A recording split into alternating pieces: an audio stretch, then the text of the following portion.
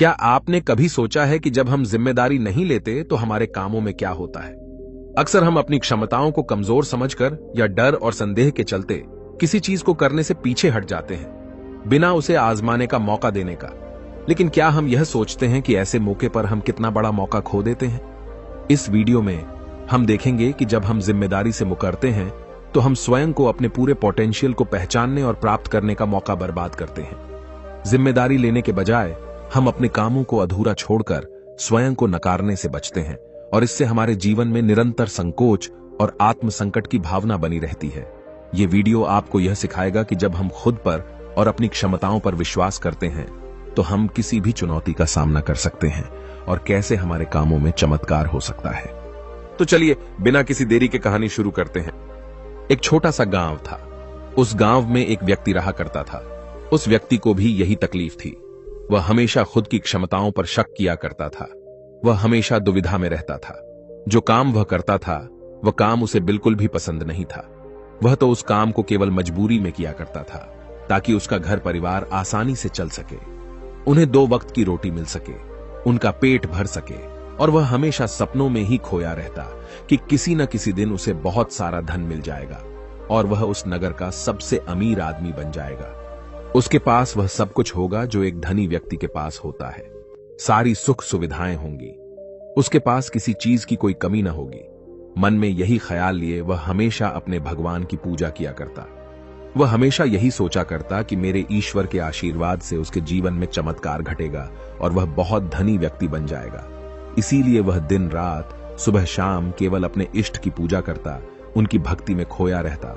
और जब भी कोई उसे किसी कार्य के लिए कहता तो वह यही कहता, जो होगा वही करेंगे, मैं भला कौन हूं, करने वाले तो सब वही है। लेकिन वास्तविकता में उसके मन के भीतर एक दुविधा थी। कुछ भी करने के लिए वह हमेशा दुविधा में फंसा रहता था। वह कभी किसी निर्णय पर पहुंच ही नहीं पाता था और जब भी वह किसी कार्य को पूर्ण नहीं कर पाता था तब भी उसके पास तरह तरह के बहाने हुआ करते थे। जैसे, मैंने तो बहुत कोशिश की किंतु यह कार्य पूर्ण हो ही नहीं सकता, यह कार्य करना तो असंभव है, यह कार्य बहुत कठिन है। इस तरह के उसके पास कई तरह के बहाने थे जिससे वह खुद को समझा दिया करता। उसकी पत्नी और उसके घर वाले उसे ताना मारा करते, उसे तरह तरह की बातें सुनाया करते, लेकिन वह व्यक्ति कुछ करने का नाम ही नहीं लेता था। एक दिन उसकी पत्नी उस व्यक्ति से कहती है, अरे तुम कुछ करते क्यों नहीं? आखिर हमारा परिवार ऐसे कब तक चलेगा? तुम जो मजदूरी करके पैसे लाते हो उसमें घर का खर्च नहीं चल पाता। आखिर तुम कुछ और काम क्यों नहीं करते? इस पर वह व्यक्ति कहता है, जैसे मालिक की इच्छा, वह जैसा रखना चाहेंगे हमें वैसे ही रहना होगा। मैं चाहे कितना भी प्रयास क्यों ना कर लूं, लेकिन मैं उससे अधिक धन नहीं कमा सकता जब तक कि मेरे मालिक न चाहें। एक दिन उसका बच्चा बहुत बीमार पड़ गया और उसे अच्छे इलाज की आवश्यकता थी, लेकिन उस व्यक्ति के पास धन नहीं था। तभी उसकी पत्नी रोते हुए उस व्यक्ति के पास आई और कहने लगी, अरे जाइए ना, कुछ पैसों का बंदोबस्त कीजिए ना, हमारा बच्चा यूं ही मर जाएगा। इस पर व्यक्ति कहता है, अरे पगली, तू चिंता क्यों करती है? इसे कुछ नहीं होगा। मेरे ईश्वर मेरे साथ है और वह इसे बचा ही लेंगे। वह ऐसा कुछ नहीं होने देंगे। आखिर मैं उनकी इतनी पूजा करता हूं, दिन रात उनकी आराधना करता हूं, उनकी भक्ति करता हूं, इसलिए हमारे बच्चे को कुछ नहीं होगा। तू चिंता मत कर। अपने पति की यह बात सुनकर उस व्यक्ति की पत्नी घर से बाहर निकली और उसने हर जगह हाथ पैर मारे। हर जगह लोगों से बात की, लोगों से धन मांगा, लोगों से मदद मांगी, लेकिन किसी ने उसकी मदद नहीं की। उसे कहीं से भी धन नहीं मिला और थक हार कर वो घर वापस आ गई। इधर वह व्यक्ति अपने ईश्वर के भजन गा रहा था, उनसे प्रार्थना कर रहा था कि वह उसके बच्चे को स्वस्थ कर दे। बच्चा पीड़ा के कारण लगातार रोए जा रहा था। उसकी पीड़ा असहनीय होती जा रही थी, जिस कारण उसका चीखना चिल्लाना और भी बढ़ता जा रहा था। काफी समय तक वह बच्चा चीखता चिल्लाता रहा, लेकिन उस व्यक्ति को तनिक भी फर्क नहीं पड़ा और अचानक उस बच्चे का चीखना चिल्लाना बिल्कुल शांत हो गया। जैसे ही उस बच्चे की आवाज बंद हुई, यह देखकर वह व्यक्ति सोचने लगा कि लगता है मेरे प्रभु ने मेरे बच्चे को ठीक कर दिया। उसने प्रभु का धन्यवाद किया और कहा, मैं जानता था आप मेरे बच्चे को जरूर स्वस्थ कर देंगे। आखिर मैं आपकी इतनी पूजा करता हूं, आपकी इतनी आराधना करता हूं। मैं जानता था आप मेरा साथ कभी नहीं छोड़ेंगे। अपने बच्चे की आवाज न आती हुई देख उसकी पत्नी उस बच्चे के पास पहुंची और जोर से चिल्लाकर उस बच्चे को उसने अपने गले से लगा लिया और जोर जोर से रोने लगी। तब जब उसने यह सब देखा तो उस व्यक्ति को यह एहसास हो चुका था कि उसके भगवान ने उस बच्चे को नहीं बचाया था, बल्कि अब उसका बच्चा इस दुनिया में नहीं रहा। और जब उसे एहसास हुआ तब उसे बहुत गहरा धक्का लगा। उसे यह समझ नहीं आ रहा था कि आखिर यह कैसे हो सकता है। वह तो अपने प्रभु की इतनी भक्ति करता है, इतनी आराधना करता है, फिर आखिर यह सब कैसे हो गया। उसके मन में ऐसे कई प्रकार के प्रश्न उत्पन्न हो रहे थे और उन प्रश्नों को लेकर वह यहां वहां भटकता रहा। और ऐसे ही कई दिन बीत गए। दिन के बाद हफ्ते और हफ्तों के बाद महीने बीत गए, लेकिन अब तक उसे उसके प्रश्नों का कोई उत्तर नहीं मिला था। जब भी किसी से इसके बारे में बात करता तो हर कोई उसे केवल एक ही जवाब देता कि लगता है तुम्हारी भक्ति में कोई कमी रह गई थी, शायद इसी कारण ईश्वर ने तुम्हारी नहीं सुनी। लेकिन उसे किसी की बात पर कोई यकीन नहीं था। उसे उस जवाब से कोई संतुष्टि नहीं मिल रही थी। वह अपने बच्चे को खोने के कारण बहुत तकलीफ में था। मन ही मन वह पूरी तरह से टूट चुका था। एक दिन वह किसी मार्ग से होता हुआ कहीं जा रहा था, लेकिन तेज धूप के कारण वह एक पेड़ की छांव में बैठ गया और वहां पर बैठकर अपने बच्चे को याद करके जोर जोर से रोने लगा। उसी मार्ग से एक साधु होकर गुजर रहे थे। उन्होंने जब उस व्यक्ति के रोने की आवाज सुनी तो वह उसके पास पहुंचे और उस व्यक्ति से कहते हैं, क्या बात हो गई? आखिर तुम इतने जोर जोर से इस तरह रो रहे हो? क्या कोई संकट आन पड़ा है?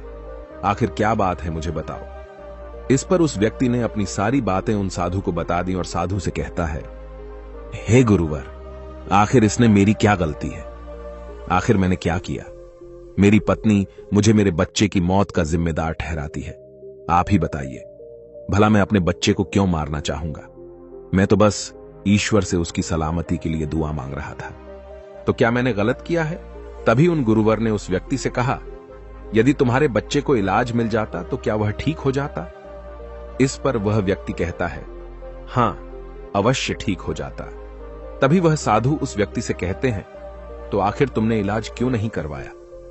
इस पर व्यक्ति कहता है, गुरुवर, मेरे पास इतना धन नहीं था कि मैं उसका इलाज करवा सकूं। तभी गुरुवर उस व्यक्ति से कहते हैं, तुम्हारे पास धन क्यों नहीं था? तभी वह व्यक्ति इसका जवाब देते हुए कहता है, गुरुवर, जहां मैं काम करता हूं वहां पर मुझे बहुत ही कम तनख्वाह मिलती है और इससे मेरा घर बड़ी मुश्किल से चल पाता है। ऐसे में मैं भला अधिक धन कहां से जोड़ सकता हूं? तभी वह व्यक्ति से कहते हैं, यदि तुम्हारी बच्चे की मृत्यु धन न होने के कारण हुई है तो तुम ईश्वर को क्यों दोष दे रहे हो? उसने तो नहीं कहा था कि तुम अधिक धन मत कमाओ। उसने तो तुमसे नहीं कहा था कि तुम वहीं पर काम करते रहो जहां पर तुम्हें कम तनख्वाह मिलती है। ईश्वर ने तो तुमसे नहीं कहा था कि तुम मेरे भरोसे बैठो। यह सुन वह व्यक्ति थोड़ा सा अचरज में पड़ गया। उसने उन साधु से कहा, गुरुवर, तो क्या हमें ईश्वर की मदद नहीं मांगनी चाहिए? क्या हमें उनकी पूजा आराधना नहीं करनी चाहिए? तभी वह व्यक्ति से कहते हैं, तुम्हारा ईश्वर कोई और नहीं बल्कि तुम्हारे भीतर है। वह तुम्हारी आंखों से देखते हैं, तुम्हारे ही हाथों से कार्य करते हैं, तुम्हारे ही पैरों से चलते हैं, और जब तुम्हें कुछ करने के लिए तैयार न हो तो वह तुम्हारी मदद कैसे कर सकते हैं? तुमने ही अपने ईश्वर को हाथ पर हाथ धरे रखने के लिए मजबूर कर दिया है। तभी वह व्यक्ति उनसे कहता है, ठीक है, आपकी बातें बड़ी कड़वी लग रही हैं, लेकिन जो कुछ भी आप कह रहे हैं वह सब सत्य है। कहीं ना कहीं मैं अंदर से जानता था कि मैं ही अपने बच्चे की मौत का जिम्मेदार हूं। यदि मैंने थोड़ा और धन जुटा लिया होता, यदि मैंने थोड़ी सी मेहनत की होती, लोगों से मदद मांगी होती, तो अवश्य ही आज मेरा बच्चा जिंदा होता, मेरे साथ होता। इतना कहकर व्यक्ति जोर जोर से रोने लगा।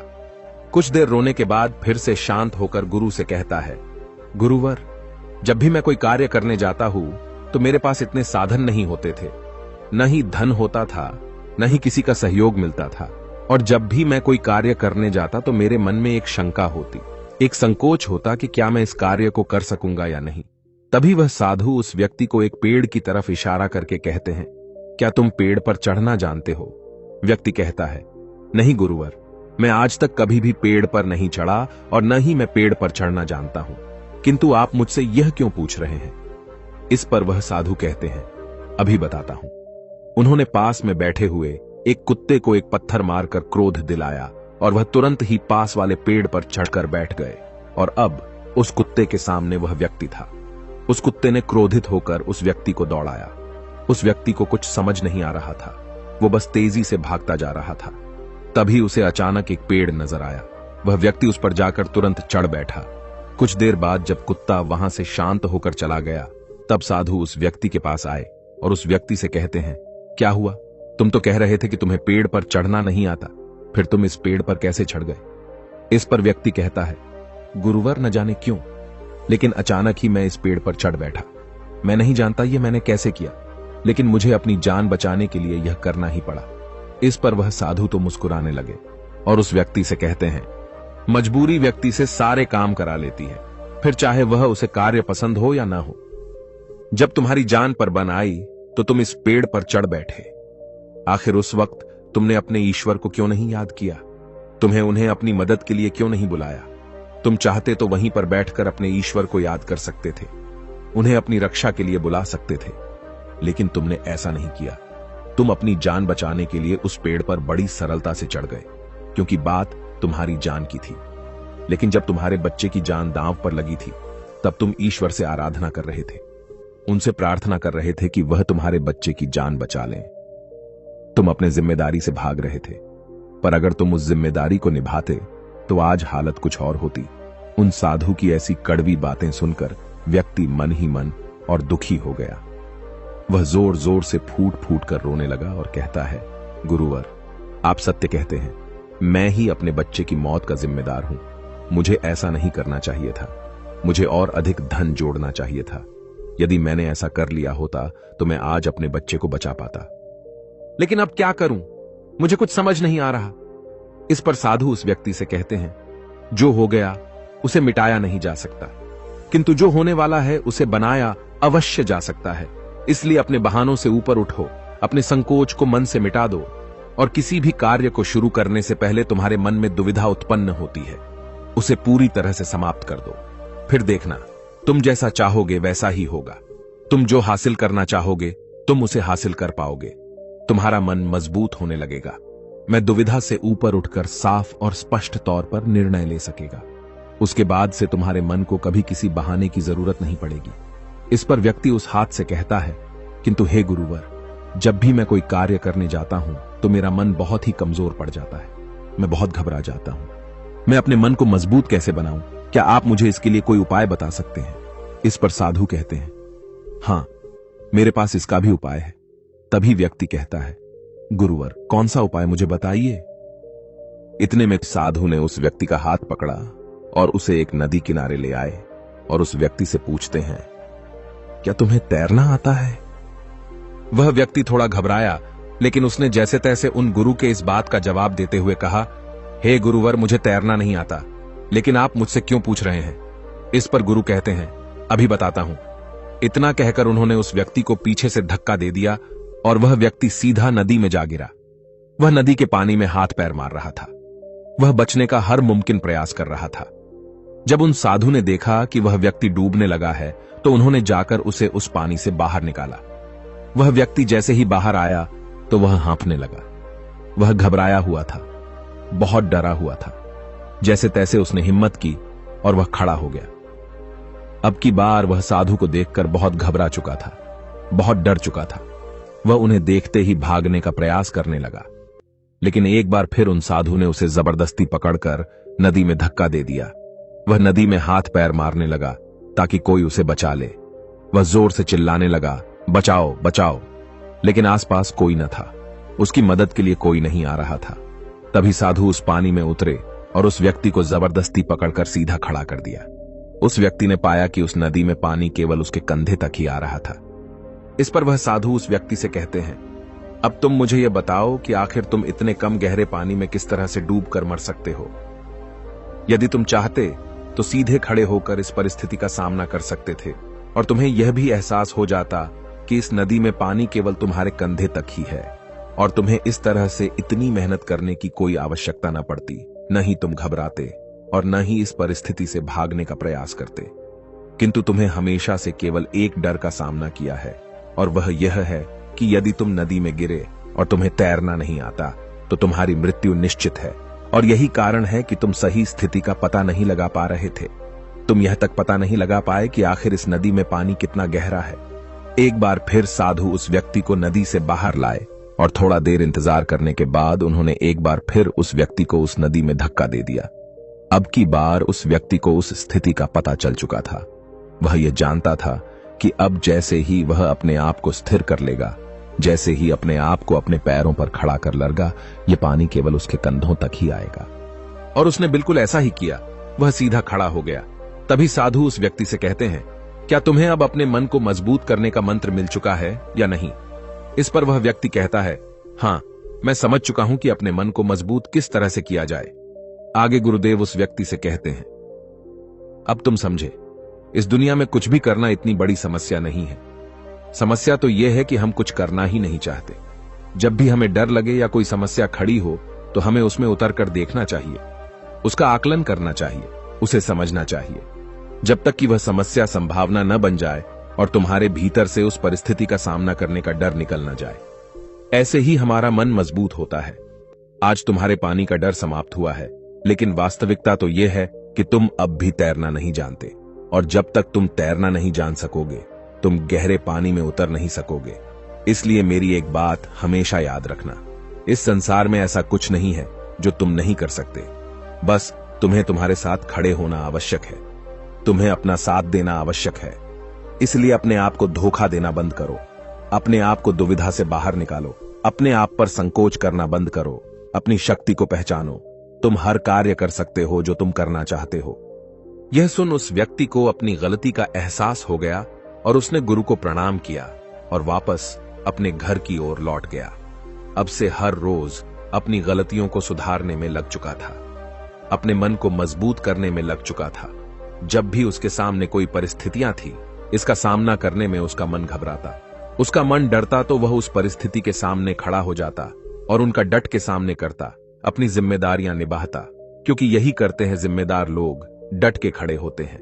उसने अपने मन के संकोच को, अपनी दुविधाओं का त्याग कर दिया था और उसने अपना हाथ थाम लिया था। जिस भी कार्य में उसे डर लगता वह उस कार्य को जरूर करता है, जिससे उसका मन और भी अधिक मजबूत हो जाता। अब ना ही उसके मन में कोई संकोच होता था, न ही वह किसी से किसी प्रकार के डर की बातें करता। हर परिस्थिति का सामना करने के लिए पूरी तरह से तैयार रहता और इसी प्रकार उसके मन का सारा डर खत्म हो चुका था और वह अपने जीवन में आगे बढ़ने के लिए पूरी तरह से तैयार था। अब वह जो कुछ भी चाहता था वह उसे हासिल करने में पूरी तरह से सक्षम था। दोस्तों, उम्मीद है कि आपने आज के इस वीडियो से जरूर कुछ न कुछ सीखा होगा। तो इस वीडियो को अपने दोस्तों के साथ शेयर करना ना भूलें।